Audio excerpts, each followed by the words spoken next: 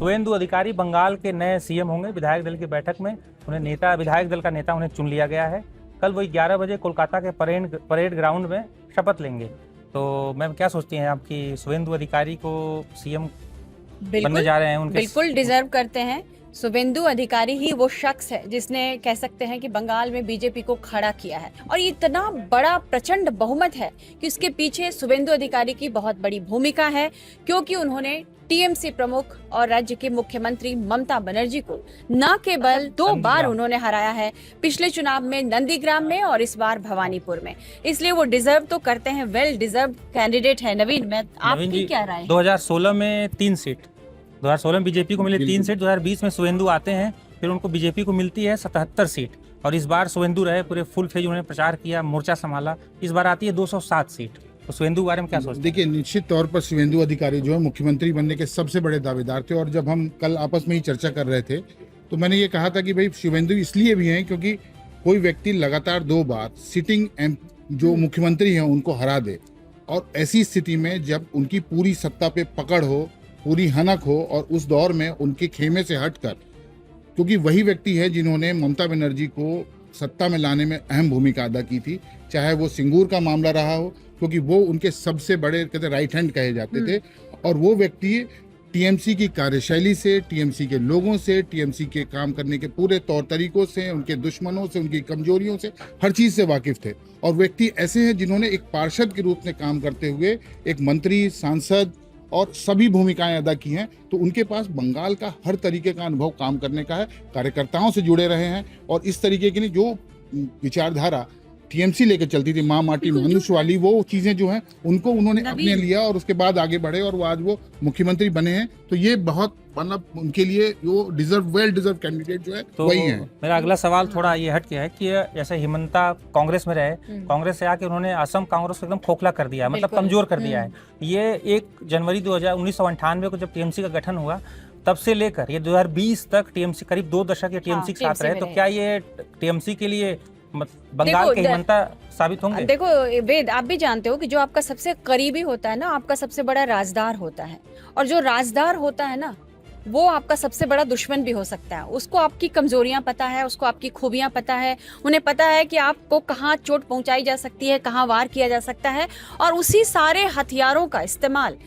शुभेंदु अधिकारी ने ममता बनर्जी के लिए किया। वो उनके ऐसे वरिष्ठतम सहयोगियों में से एक थे ममता बनर्जी के, कि नंदीग्राम आंदोलन में उनके साथ रहे, सबसे बड़े रणनीतिकार थे। कहते हैं कि नंदीग्राम आंदोलन के शुभंकर थे वो,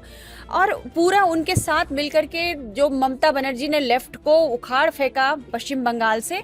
और उन्हीं की ममता बनर्जी के खास बन गए थे, नंबर 2 की हैसियत रखते थे। लेकिन जब अभिषेक बनर्जी का, जो ममता बनर्जी के भतीजे हैं, उनका जब पार्टी में काफी उदय होने लगा, वर्चस्व होने लगा, तो शुभेंदु अधिकारी ने खुद को पार्टी से अलग कर लिया। और शुभेंदु अधिकारी जो है, जैसा मैंने कहा कि बड़े राजदार थे, इसलिए उन्हें पता था कि ममता बनर्जी पर कहां और कैसे चोट की जा सकती है, टीएमसी की किन कमजोरियों के बारे में बताया जा सकता है जनता को, टीएमसी सरकार की किन जो परेशानियां जनता महसूस कर रही है, उस किस तरह से उस मुद्दों को उठाया जा सकता है। शुभेंदु अधिकारी इस बात को अच्छी तरह समझते थे, और उन्होंने इसको पूरा इन चीजों का इस्तेमाल किया, और 2 चुनावों में उन्होंने पटखनी दे दी ममता बनर्जी को। यहाँ मैं एक बात और बताऊं कि जब 2021 के चुनाव में बीजेपी हार गई थी, तृणमूल कांग्रेस दोबारा सत्ता में आई,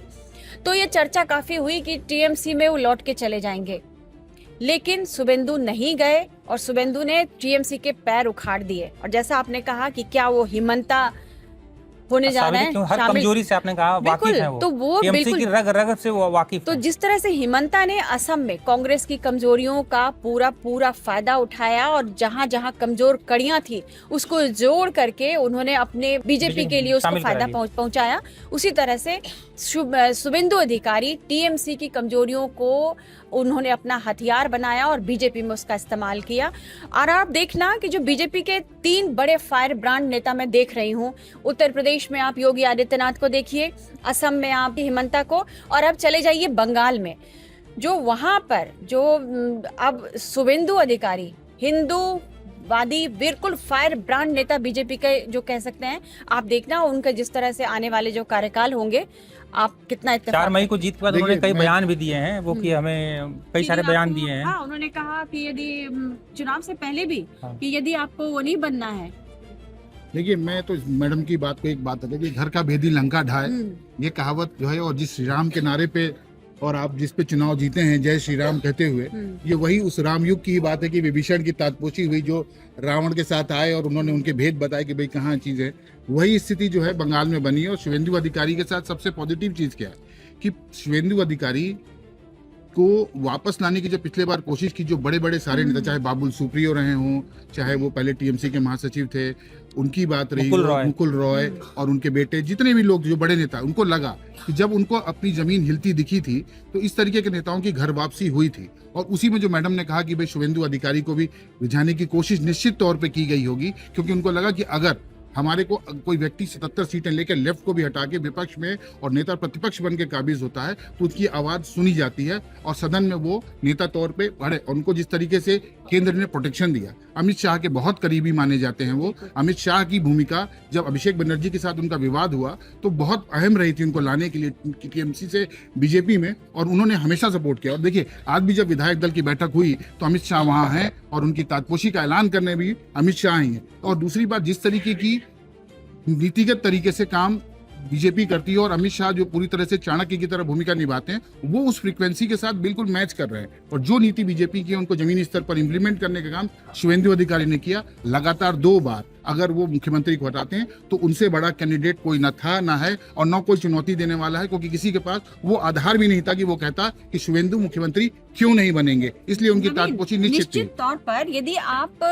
बीजेपी को राज्य में सत्ता में लेकर के आते हैं, टॉप लीडरशिप की आप यदि मदद कर रहे हैं वहां पर पैर जमाने में, तो क्यों नहीं उस व्यक्ति का अधिकार बनता है सीएम बनने का। और ये सवाल मतलब मुझे लग रहा है कि दूर दूर तक आप शुभेंदु अधिकारी के तुलना में आपको कोई ऐसा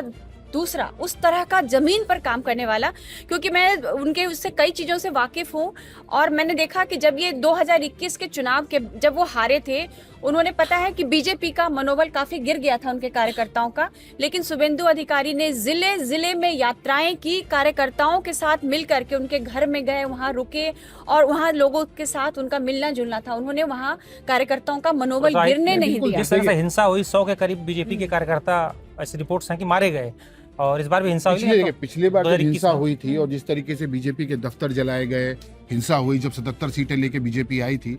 शुभेंदु अधिकारी ही थे जो घर घर गए,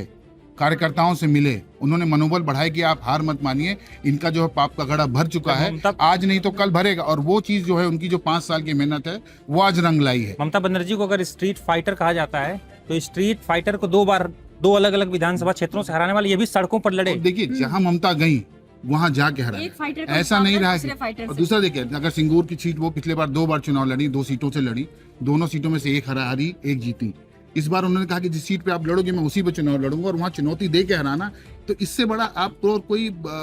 आधार नहीं चाहते ना कि भाई आपके पास कोई भाई कि आप चुनौती दे के सीधे, जैसे आप देखें दिल्ली में था, अरविंद केजरीवाल चुनौती देते नजर आए कि भाई मैं बनारस जाके नरेंद्र मोदी को हराऊंगा और मैं प्रधानमंत्री पद के लिए खुद को जो हमेशा प्रोजेक्ट करते रहे थे, लेकिन जब वहां हारे, वहां देखें नुपुर शर्मा जब दिल्ली में केजरीवाल के खिलाफ बीजेपी अब चुनाव लड़ रही थी तो उनको भी प्रोजेक्ट किया गया था कि वो हो सकता है कि सीएम हो, और वो केजरीवाल के खिलाफ लड़ी थी। तो ये स्थितियां हैं कि जब चुनौती देके, जब सामने कन्फ्रंट बिल्कुल सामने सामने फेस ऑफ करने वाली बात हो और वहां पे अगर कोई जीत दे जाता है तो वो सबसे बड़ा दावेदार ऑटोमेटिकली बन जाता है। और जिनकी पे ही नजरें, भले ही नरेंद्र मोदी चेहरा रहे हो चुनाव का, लेकिन दूसरे नंबर पे जहां कहीं भी आए तो वो नेताओं के साथ उसी तरीके से आप देखेंगे योगी आदित्यनाथ के उन्होंने पैर छुए, अमित शाह के साथ वो आए, और उनकी ट्विनिंग जो है पूरे की पूरी जो कार्यकारिणी है बीजेपी के साथ, उनके साथ बहुत ये नहीं कहा जाता कि कोई संगठन का कोई सुनील बंसल वहां मौजूद थे और बाकी संगठन का काम उनका सबसे ट्यूनिंग बहुत सबसे चाहते हैं। और किसी ने आज तक बीजेपी की तरफ से कोई नकारात्मक कभी बात शुभेंदु अधिकारी के लेके आज तक किसी ने नहीं कही। और इस चुनाव में